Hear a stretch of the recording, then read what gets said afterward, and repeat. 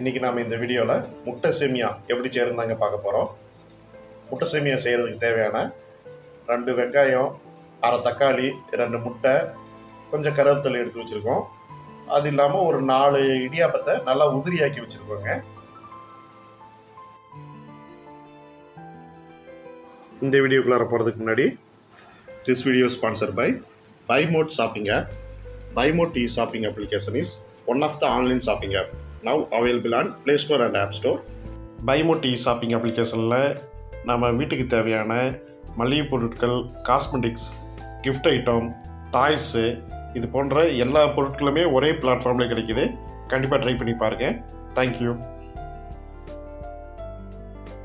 ஒரு கடாயில் ஆயில் ஊற்றி வெங்காயம், தக்காளி, கருவேப்பிலை போட்டு வதக்கலாம்.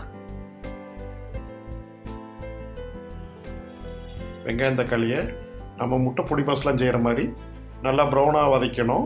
நல்லா பச்சை வாசம் போகிற அளவுக்கு நல்லா வதக்கி எடுத்துட்டோம்னா நம்ம அதுக்கடுத்து இது கூட நம்ம முட்டை சேர்க்க போகிறோம். நல்லா வதக்கலாங்க.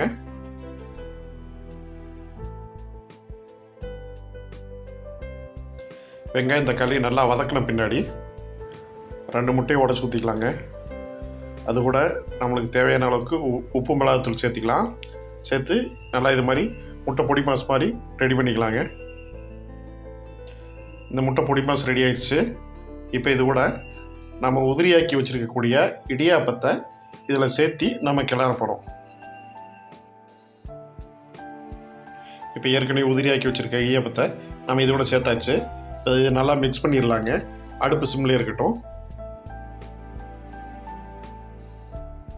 உதிரியான இடியாப்பத்தை இதில் நம்ம கலந்து மிக்ஸ் பண்ணோன்னே ஒரு 5லிருந்து ஒரு 10 நிமிஷம் சிம்பிளே வச்சு அப்படி எல்லா பக்கமும் அந்த மசாலா பரட்டுற மாதிரி ரெடி பண்ணிக்கிட்டால் போதுங்க.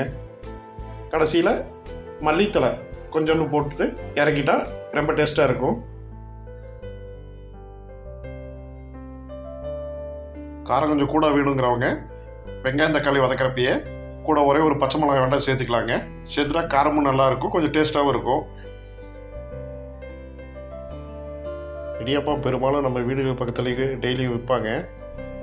நம்ம அதை வாங்கியே நம்ம இது மாதிரி உதுத்துட்டு முட்டை பொடி மாஸ் ரெடி பண்ணி அதில் போட்டு மிக்ஸ் பண்ணாவே நல்லா டேஸ்ட்டாக வந்துருங்க. இது வேலூர் பக்கம்லாம் ஃபேமஸ்ஸு. முட்டை சேமியான்னு சொல்லி ரொம்ப ஃபேமஸாக கிடைக்கும்ன்ட்டு.